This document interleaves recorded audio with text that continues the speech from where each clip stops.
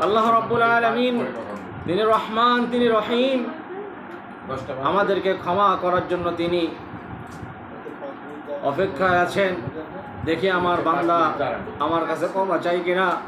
হাদিসের মধ্যে আসছে, যে ব্যক্তি আল্লাহ তাআলার কাছে ক্ষমা চায় না, আল্লাহ তাআলা তার প্রতি নারাজ হন, রাগ হন। আর আল্লাহ রাব্বুল আলামিনের কাছে যারা ক্ষমা চান, আল্লাহ তাআলা খুশি হয়ে যান। সুবহানাল্লাহ। আর খুশি হইয়া আল্লাহ রাব্বুল আলামিন দেখে যে আমার বান্দা আমার কাছে ফিরে আসতেছে, তার ভুল স্বীকার করছে, সে গুনাহ করে করে জীবন শেষ করে দিয়েছে।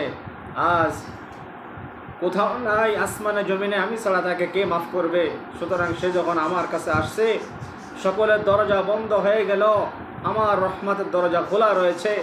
আমি আল্লাহ রাব্বুল আলামিন, হে আমার বান্দা, হে আমার বান্দি, তুমি যখন আমার কাছে ফিরে আসছো, নিজের নফসের প্রতি জুলুম করেছো, আত্মার প্রতি বাড়াবাড়ি করেছো, আর যখন এই অপরাধ করবো না এই স্বীকার করতেছো, যাও আমি তোমাকে ক্ষমা করে দিলাম।